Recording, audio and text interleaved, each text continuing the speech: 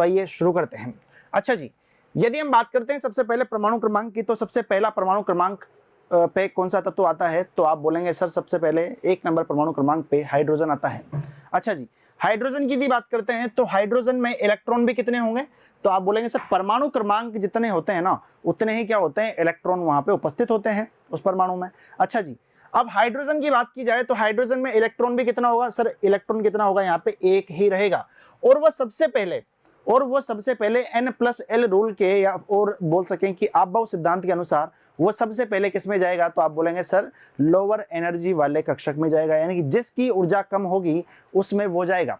तो आप यहाँ पे देख पा रहे हैं कि मैंने एक क्रम लिख दिया है, किसका, कक्षकों का क्रम लिख दिया है ऊर्जा का, 1s 2s 2p 3s 3p 4s और लास्ट में 3d तक हमारा काम हो जाएगा 30 तक। ठीक है जी, तो आइए बात करते हैं इसकी। तो इसमें जो एक इलेक्ट्रॉन है ना वो किस में जाएगा भाई मेरे, 1s में। तो उसका विन्यास किस तरह से लिखा जाएगा, तो आप देखेंगे यहाँ पे 1s1 इसका विन्यास लिखा जाएगा। ठीक है जी, अब यहाँ पे जो ये कक्षक हैं उनको भी मैं आपको भरना बता देता हूँ किस तरह से भरना है। हमें पूरे जितने भी नियम है ना वो सब ध्यान रखना है, पाउली अपवर्जन का नियम हमें ध्यान रखना है, हमें हुंड नियम का भी ध्यान रखना है कक्षकों को भरने के लिए। ठीक है, पक्की बात है। तो देखो यदि हम इसकी बात करते हैं यहाँ पे 1s की, तो 1s में क्या होगा भाई, एक इलेक्ट्रॉन है, तो एक काम करो, एक इलेक्ट्रॉन है ना तो इसको ऐसे भर दो। ठीक है, एक इलेक्ट्रॉन मेरा भर गया। क्या आप दूसरा इलेक्ट्रॉन भर सकते हो क्या, सर नहीं भर सकते, क्योंकि हाइड्रोजन के पास में तो एक ही इलेक्ट्रॉन है। ठीक है, अच्छा अगली हम बात करते हैं यहाँ पे किसकी, हीलियम की बात करते हैं। अच्छा जी, हीलियम की यदि बात की जाए तो हीलियम का परमाणु क्रमांक कितना होता है, तो आप बोलेंगे सर 2 होता है, और सबसे पहले 1s में ही जाने वाला है, और यहाँ पे परमाणु क्रमांक 2 है तो इलेक्ट्रॉन्स भी कितने होंगे उसमें, सर 2 इलेक्ट्रॉन होंगे, तो 2 इलेक्ट्रॉन इसमें हम डाल सकते हैं। और आपको पता है जैसा कि जो S है ना, जो S उपकोष है वो कितने यहाँ पे S कक्षक जो है वो कितने इलेक्ट्रॉन ले सकता है, तो आप बोलेंगे सर 2 इलेक्ट्रॉन ही ले सकता है। अब देखो आप एक चीज देखो यहाँ पे, यदि मैं बात करना चाहूँ यहाँ पे P की, तो P में कितने कक्षक हैं, तो आप बोलेंगे 1 2 3। हर कक्षक में कितने आ सकते हैं, 2 आ सकते हैं, तो P में कितने आ जाएंगे यहाँ पे 6। और इसी तरीके से आगे देखना चाहें D में, तो D में देख रहे हैं कितने, 5 कक्षक हैं, और 5 कक्षक यानी एक कक्षक में कितने आएंगे, 2 आएंगे, तो 5 कक्षक में कितने हो जाएंगे, 10 इलेक्ट्रॉन यहाँ पे हो जाएंगे। ठीक है जी, तो 1s2 की यदि बात कर रहा है और यदि मैं इसको भरना चाहूँ तो किस तरह से इसको भर सकता हूँ, देखना भाई, एक इलेक्ट्रॉन ऐसे आया, अगला इलेक्ट्रॉन इस तरह से ऑपोजिट स्पिन में यहाँ पे आ जाएगा। ठीक है जी, यानी कि जो इनका चक्रण रहेगा ना वो हमें क्या करना है, ऑपोजिट रखना है। तो आपने एक बात पहले देखी होगी, फिर से याद दिला दूं, जो अयुग्मित इलेक्ट्रॉन्स रहते हैं, जो अयुग्मित इलेक्ट्रॉन्स रहते हैं वो तो समान चक्रण वाले रहते हैं, लेकिन जो युग्मित इलेक्ट्रॉन्स रहेंगे ना वो क्या होंगे भाई मेरे, विपरीत चक्रण में होंगे। तो आप देख पा रहे हैं विपरीत चक्रण यहाँ पे आपको दिखाई दे रहा है। ठीक है जी, आगे कहानी को थोड़ा सा और आगे बढ़ाते हैं, देखना क्या बोलना चाह रहा है ये।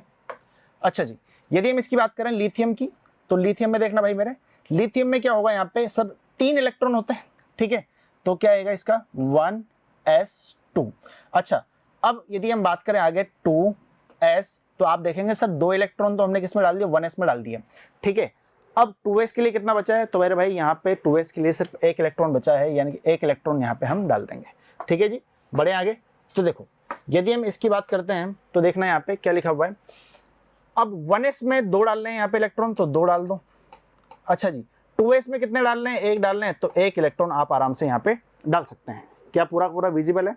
ठीक है जी, चलो भाई अब हम अगली बात करते हैं यहाँ पे किसकी, अगला तत्व जो है हमारे पास में कौन सा है, बेरिलियम। अच्छा, बेरिलियम की यदि बात की जाए तो बेरिलियम का क्या होगा, तो आप बोलेंगे सर 1s2 2s, तो आप बोलेंगे सर 1s 2s ऊपर 1 तो आएगा ही आएगा, लेकिन 1 इलेक्ट्रॉन बढ़ गया, तो इसलिए क्या कर दो यहाँ पे 2 कर दो।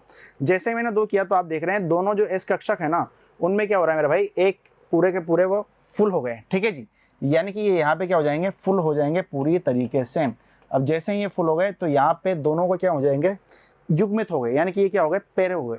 अब पेयर हो गए तो आप देख पा रहे हैं यहाँ पे कि फुल्ली फिल हो गए ना, तो इनका भी चक्रण विपरीत है और इनका भी चक्रण यहाँ पे विपरीत है, यानी कि ये वाली संभावना हो सकती है, कोई दिक्कत वाली बात नहीं है। ठीक है, चलो जी अब आगे लेते हैं कहानी को।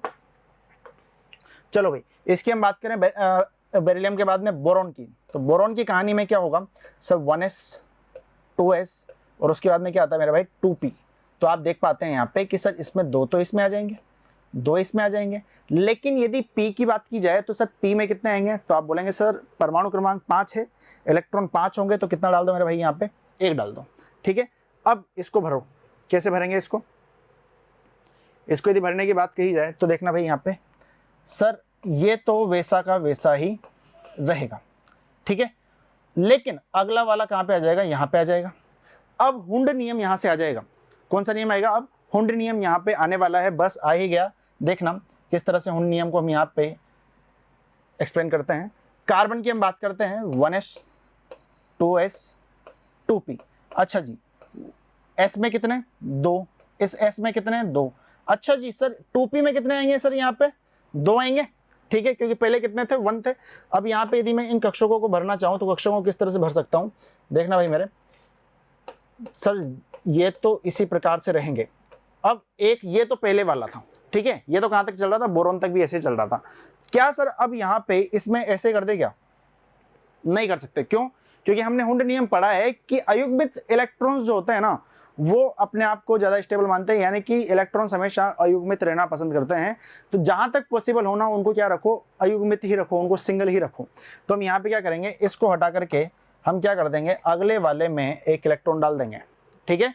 और अगले वाले में डालोगे ना तो उसने क्या बताया, हुंड नियम के अनुसार क्या बताया गया है कि अगले वाले कक्षक में भी उसका वही चक्रण रहना चाहिए जो पहले था, यानी कि अयुग्मित इलेक्ट्रॉनों का चक्रण समान रहेगा। और यदि हम बात करते हैं युग्मित की, युग्मित का जो चक्रण रहेगा वो क्या होगा मेरे भाई, विपरीत होगा। इस बात को आप देख लेना, ठीक है। चलो भाई बढ़े आगे। हाँ जी, इस कहानी को थोड़ा सा और आगे लेकर के चलते हैं। तो आप बोलेंगे सर नाइट्रोजन में इतनी मेहनत करने की जरूरत नहीं है सर, यहाँ से यहाँ तक तो एक ही रहेगा, बस ये वाली कहानी चेंज हो जाएगी। कितना यहाँ पे 2p3 यहाँ पे आ जाएगा। और यदि मैं इसको भरना चाहूँ तो यहाँ पे किस तरह से भर सकता हूँ, देखो भाई ये वाला तो सेम रहेगा, ये भी सेम रहेगा, ये एस है, ये एस है, और अगला कहाँ पे आ जाएगा, यहाँ पे। तो आप चेक कर लीजिए, क्रॉस चेक करना चाहें तो 4 और 3 7। और यहाँ पे इसके परमाणु क्रमांक की यदि हम बात करें तो वो भी कितना होता है भाई मेरे यहाँ पे 7 ही होता है, ठीक है। चलो भाई अब कहानी को थोड़ा सा और आगे इसको देखेंगे। यहाँ पे सर ऑक्सीजन की हम बात करते हैं तो सर ऑक्सीजन यहाँ से यहाँ तक तो सेम रहेगा, सिर्फ यहाँ पे आके थोड़ा सा परिवर्तित हो जाएगा। 3 की जगह कितना हो जाने वाला है, यहाँ पे 4 हो जाने वाला है, ठीक है जी। और इसी प्रकार से यहाँ पे हम फ्लोरीन की बात करें तो ये कितना हो जाएगा 2p5 हो जाएगा। और यदि हम बात करते हैं नियोन की तो सर वो कितना हो जाएगा 2p6। अब एक बार लिख लिया, अब इसको आराम से भर लेते हैं, ठीक है। चलो अब यदि मैं बात करता हूँ यहाँ पे अभी मेरे 2p4 की, तो 2p4 को देखना कैसे आएगा। तो आप बोलेंगे सर ये तो पहले वाली कहानी तो सर वैसी लिख दो, है ना, पहले वाली कहानी तो वैसी की वैसी ही लिख दी। अब 2p4 की हम बात कर रहे हैं तो अब यहाँ पे डाल दो, यहाँ पे डाल दो, यहाँ पे डाल दो, बात एक ही है। बस याद रखना है कि चक्रण अब कितना क्या आ जाएगा, वहाँ पे विपरीत आ जाएगा। आप चाहते हैं यहाँ पे रखें तो यहाँ पे डाल दिया, यदि आपका मन कर रहा है सर यहाँ पे डाल दो इलेक्ट्रॉन तो वहाँ पे डाल दो, समान उड़ जाए, कोई दिक्कत वाली बात नहीं है, ठीक है। चलो भाई अब अगले हम बात करते हैं तो इस वाले की, सर वैसा का वैसा रहेगा पहले तो। अब अगला किस में आ जाएगा, इसमें डाल दो, इसमें डाल दो, बात एक ही है, ये लो। अच्छा जी इसकी बात करें तो ये कैसा हो जाएगा,